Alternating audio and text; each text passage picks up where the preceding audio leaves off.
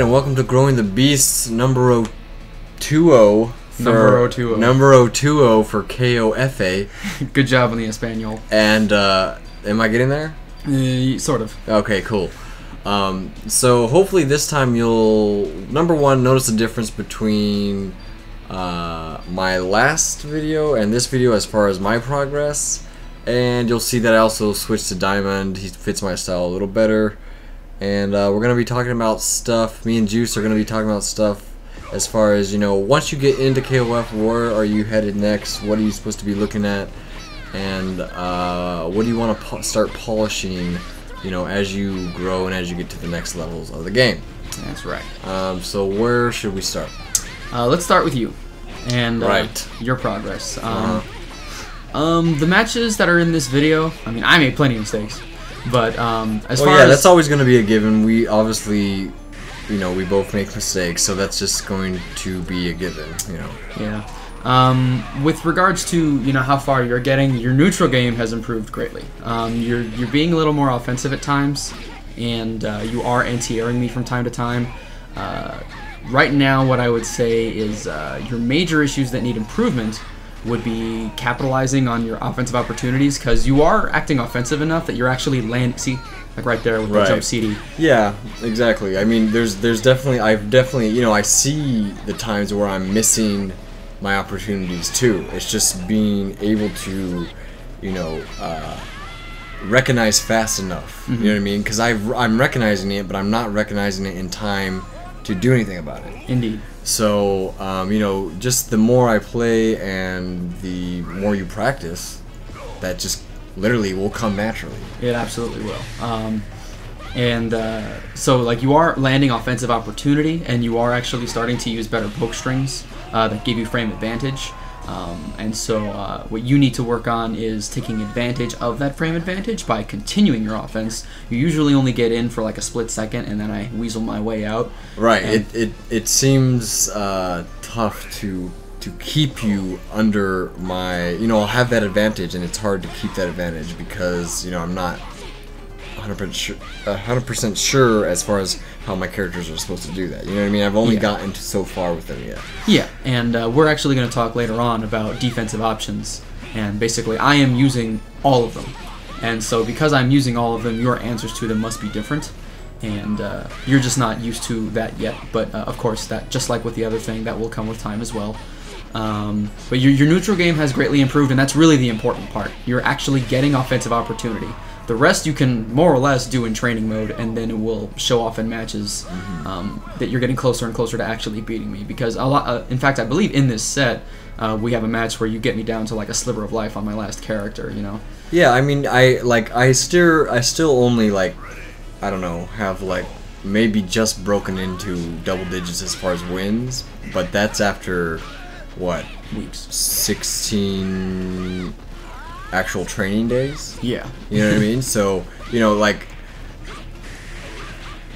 if you see a difference between my progress from now and the first video, you know, if you're one of the 5,000 that watched the last video, and you see a difference between my style now and, you know what I mean? The progress can be done. Like, don't let something as far as, you know, this is a tough game or yada yada yada deter you. You know, you can definitely do it. I just think because of the game, this game is a hard game compared to what's out there right now. Yes, compared to the other games. Compared to what's out there right now, it's definitely a harder game. But you know, if you don't have to worry about how hard it is because it's a good game. Exactly. And that's how I feel about it. You know what I mean? So anyway, let's just go on. It kind of needs to be said, as far as, you know, the game being harder, it really depends on your definition of harder, like with regards to execution. Right. Because on the left hand, it is absolutely difficult because it requires strict motion from you. But it makes sense. But it does make sense because there's actually a handful of characters where their special move inputs may overlap. and if you don't do them properly, you might get special moves that you don't want. Sometimes that works against you, but sometimes it works for you. There are motions where you don't want those to overlap, and so you learn how to do them cleaner. And another thing would be the right-hand timing, like the timing of your special moves and things. That's actually easier in this game than it is in most other games. Right, it is. I have a video on the buttonhole trick, which shouldn't be too hard to find. I'll link it. But basically, every single special move in the game, any special, any super, any Neomax move, you don't have to press the buttons at the perfect time. You can press it early and you can hold it. And so, really, when people talk about execution difficulty with this game, they're referring to the fact that their stick motions must be proper. Then they also might be referring to the fact that the game is so fast, you can't react to a lot of things, and most people aren't used to playing fighting games by the seat of their pants, so to speak. And you have to learn how to adjust to the game speed. And that's what people mean, but as ReNiC said, he's adapted to it at this point. I mean, third strike player, you know, but he's been playing this game for, you know, about 2 weeks now, and he has adapted to the speed. He's doing things on reaction now, and he's actually taking the initiative in other situations. So, you know, you absolutely can do it. Yeah, totally. I mean, and to be honest, like, I am like diehard arcade, like I am just like I don't really want to play games if it's not in the arcade, but I have to. So, you know, if you're a person that's newer to the games and you're used to the console setup and all that, I say, you know, you'd probably have a better time learning this game than I would. You know, Juice streams all the time. There's plenty of stuff to pick up there. The stream, as far as, will be in the description, along with, you know, all the gear we use and everything else. Any other kind of information you would need about KOF, or, you know, how to get better, where to check it out, will be down there. I guess let's go on to what they should be looking at as far as next level. Okay, so we're going to make an assumption here that you have a couple characters that you like. You've done some really basic combos, you know, like hard punch, command, normal, special move. That you have played a couple of games, and now you're thinking, well, what's next? How do I go from, I know just a little bit about the game, to how do I get a little bit better? How do I go from that beginner level to that intermediate level? And the number one thing is going to be adapting to the neutral game. Because if you, let's see, what's a good way to put this? The game is fast, and the game promotes jumping and it promotes offense. So your goal, obviously, to reduce their life bar is, it hinges on your ability to create offense and to discourage offense. And it's the same in any fighting game, but how we want to look at it from KOF, the KOF perspective is to properly defend yourself against a good offense, you have to be able to discourage or stop their opponent's jumps. That's number one. And it's going to be the first thing you come across. All sorts of people always ask, well, how do I get, like, they just jump at me, just maul at me, and I don't know what to do because, you know, I can't, you know, uppercut everything on reaction, or I can't, you know, I can't really stop them from jumping at me. So how do I do that? And the answer is, sometimes you really can't. I mean, the offense, the risk-reward, how it works in this game is it's always skewed towards offense. So your opponent would be wise to keep trying to rush you down, even if he continues to fail. But what you can do, and what makes this game so good, is defense is consistent. If you're standing, you know, at a certain distance from them, and they do this type of jump, and they use that normal, and you use this normal, it will always work. Your anti-airs will always work if you're standing at the right spot. And then it becomes a question of stopping the different types of jumps. And if you can get your opponent to not jump at you for just a split second, we're talking half a second here. If your opponent is just standing there, say you've anti-aired him 3 or 4 times, and he's like, crap, I can't jump in. Right when he says that, crap, I can't jump in, you should jump in. That's exactly how it should work. Right. You're constantly in this battle of where your character sweet spot is, I guess you could say. Like, if you have a certain normal that dominates, you know, short hops at a certain distance, and you know that that your opponent's best way to get in that situation, you know, that's the position you're going to want to fight for. Exactly. And that's the position you're going to constantly want to, you know, play that dancing game with them and control that space.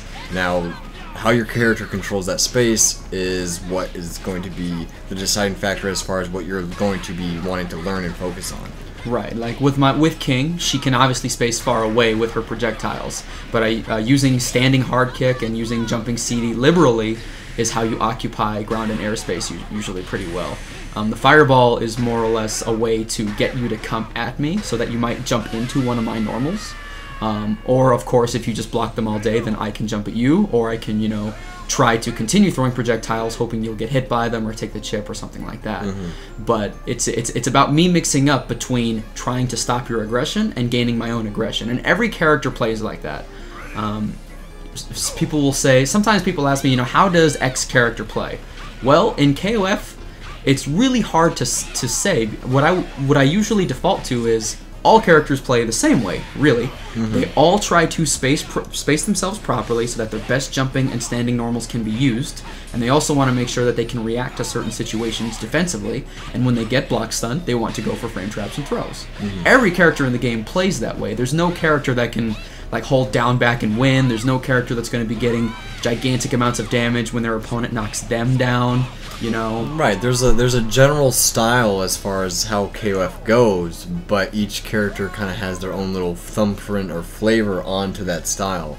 Yes. I also feel that, you know, one player's character, you know, if two players play the same character, I do feel that their own playability and their style, you know, has a lot to do with the game. Yeah, it's absolutely. It feels very Third Strike-like in that sense, as opposed to a lot of the Street Fighter 4 matches that I even like. I don't know. I just feel like a lot of the players have to play that certain character the same exact way to get desired results. Yeah. It feels. If you're a good Akuma, you're gonna sweep a lot. Like, that's how it works. Well, right. It feels like you have, because of the amount of options in this game, it feels like you're allowed to put your own style and still make it work if you're good enough. So I don't know. I just like this game. Yeah, absolutely. I mean, like, a good way to think about that is, you know, because there are so many options, you can frame your mind games and your approach to the game any way you choose. You could choose to play hyper offensive and make them deal with that, and then if they don't deal with it, you get damage and mix-ups. Or you could choose to start out by playing defensively and have like the confidence that you'll be able to stop their jumps, and as soon as you anti-air them once, you go on offense from that air reset. You can choose to play however you like, and certain characters will help that certain styles a little bit more. Character choice will end up being important when you get to intermediate and advanced level, but as a beginner, it's far, far more important that you understand the general concepts and that you're able to apply them with whatever character you pick up. I also want to like encourage you guys about how, as far as like this, you know, some new games, especially the newer games out nowadays, it's like, man, I can't play how I used to play in the older games. I did that little bit of like style, that little part like I miss about the older games. I can't do that here. In a game like this, I really feel like I don't know how to explain it. I guess I should say that you know, does the game reward great execution? Yes. Does the game reward having good reads, just, you know, players that are good at Yomi? Yes. Like, whatever your style is, I really feel like it can thrive in this game, if that's your strength. Your strength can definitely thrive in this game. Yeah, I remember when I was learning Street Fighter 4, I would like shy away from mix-ups because I felt I was a better player defensively. And if you watch me play, like it's You're still a very defensive player. I'm still a somewhat defensive player. Like overall, I would say that's my major style, and that's one of the reasons I like King so much.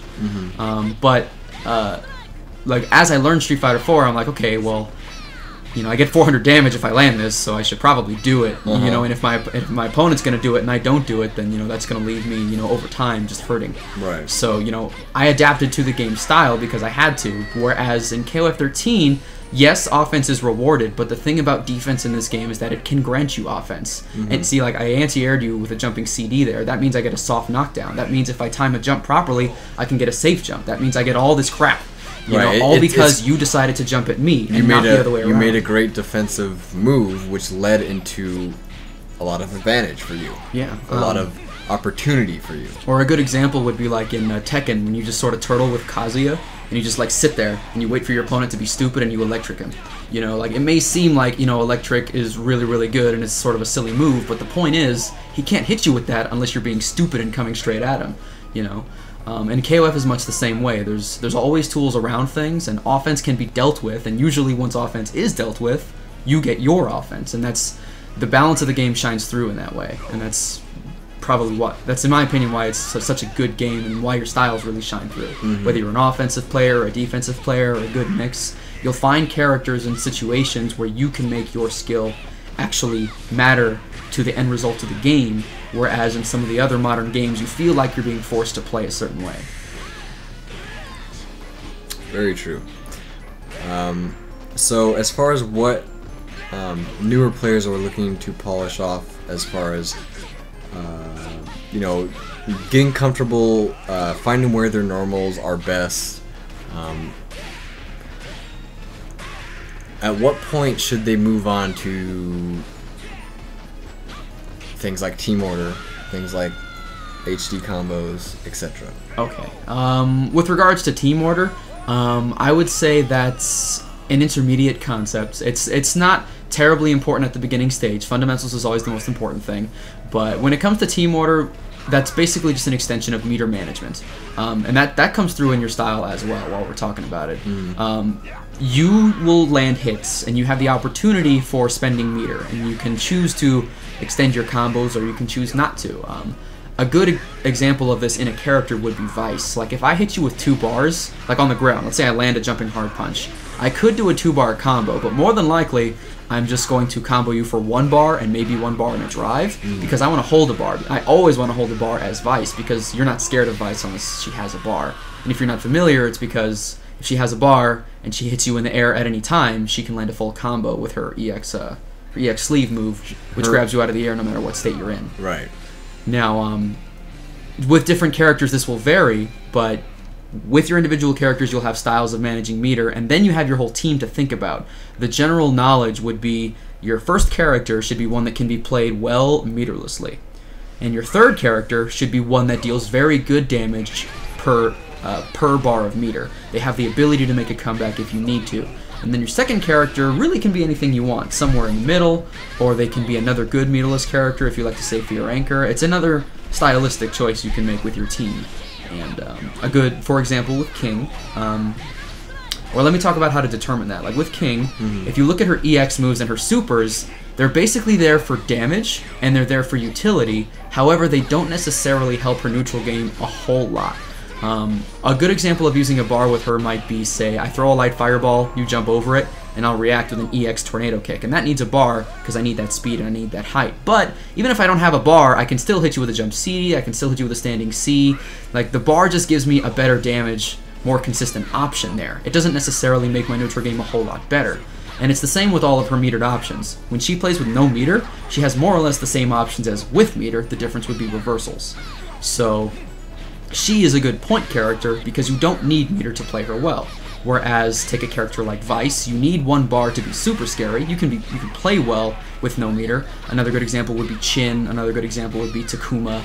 If you have a bar, those characters are far scarier, and they gain extra options. Chin, if he rolls at you, half circle forward kicks with 1 bar, he has only very slight, if I'm not mistaken, I believe it's very slight frame disadvantage, but he's like invincible for the whole roll, and all of a sudden he goes from full screen to in your face. And considering he's such a slow character, that bar makes his neutral game far more potent. Takuma, when he's got a bar, anytime he taps you could be 400 plus damage at a drive cancel, and he's way, way, way more scary. Probably has the best damage in the game, honestly. So you have to think about what meter means to your character, and then you can put them in the proper spot on your team, and that's after you've thought of those things. But again, I want to stress that for you to do that, you have to have played enough to understand where you, as a player, like to spend meter. You have to understand how the character wants to spend meter, where they like to spend it, when they like to spend it. Then you have to synthesize those 2 concepts and say, okay, well, I don't spend a lot of meter with my Takuma, so I'm going to put him second. And I like my King, so I'll put her first. And then I need a new character to play third. I'll play Claw Ioria, who does a lot of damage, or something like that. And again, like, those are all things that will come as you play the game, but it's not something that as a beginner you really need to worry about. Yeah. And as far as HD combos, now, basically, the meter that as far as my team goes right now, I like to save a lot of meter for Ralph at the end. Yeah. And so because I see that I usually save all my meter for the end with Ralph, that's who I've been practicing the HD combo for. Right. You know, I can't Like just because, you know, maybe some people would be able to learn all 3 HD combos at the same time.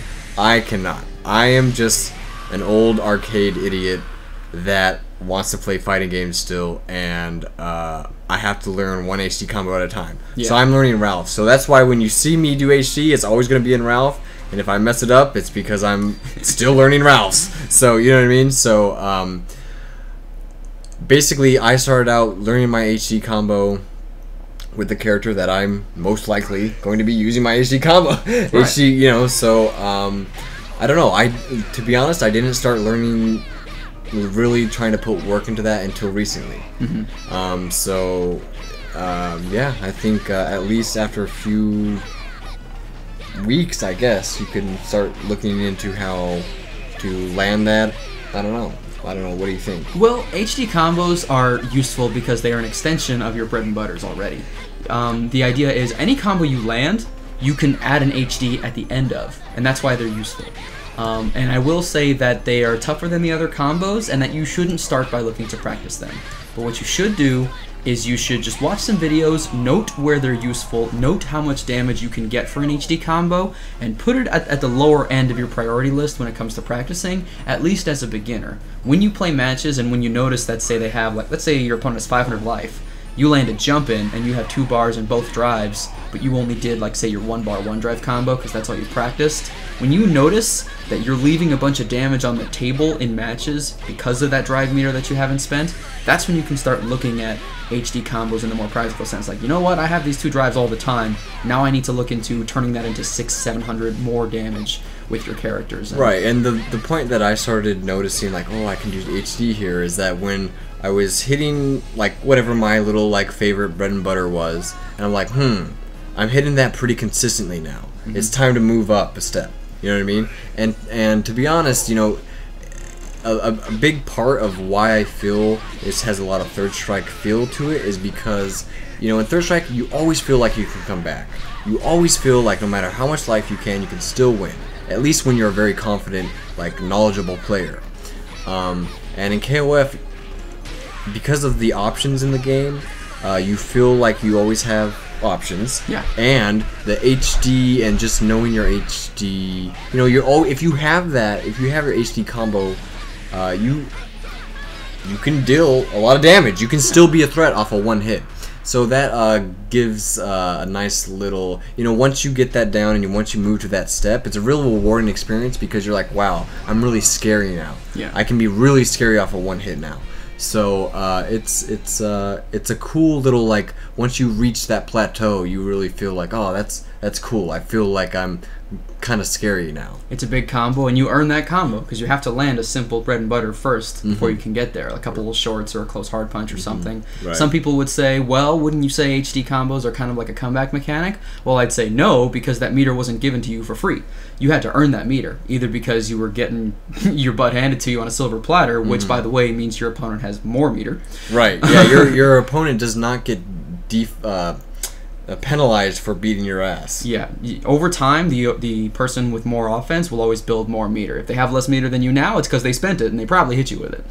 That's number 1. Right. And number 2 is, like, it's not something you can just activate. You can't just throw it out there. There's almost no use. There's very little use, I should say, for just activating HD mode outside of a combo. Really, its only use is to lower the cost of your Neomax. Like, I have 2 bars and I have a good Neomax that I can use full screen, so I'm just going to activate and threaten with that for the next 10 seconds and hope you lose to it, like an Andy Elbow or Mai's Neomax or even Kyo's or something like that. But those are not necessary for you to worry about as a beginner. What you just want to be thinking about is you find situations where you leave damage on the table and you have 2 drives. Maybe if you would have practiced an HD combo, you would be more threatening in that situation. And it is, some characters' HD combos are really tough. I'd say Elizabeth's is pretty tough. I would say EX can be tough for a beginner because he's combining a bunch of special move motions. But I would say that if you do learn them, your character will be more complete, you'll have more damage potential, and regardless of character slot, by the way, because more often than not, I do gain 2 drive meters in the first round with my king if I play it right. So it's something that you'll want to look at with all your characters, but if you just want to start with 1, start at the back and work your way forwards. And as you practice them and learn them, you'll be rewarded for your effort. Yeah, that's one cool part about this game. It's very rewarding when you do level up skill-wise. Anyway, that is the end of this video. We're just going to come out with this every so often when we feel we have stuff to talk about, or I've made at least a little bit of improvement. This is where you can keep up with my progress on my channel. Juice does a lot of KO, is starting to do a lot of KO videos on his channel. I'll link it in the description. Of course, the stream where we play will be in the description also. But other than that, guys, thanks for stopping by. You know, again, if you want people to play with, send this video around so you can get more KOF players. That's right. You know what I mean? So other than that, we'll see you guys later. See you later. Viva KOF.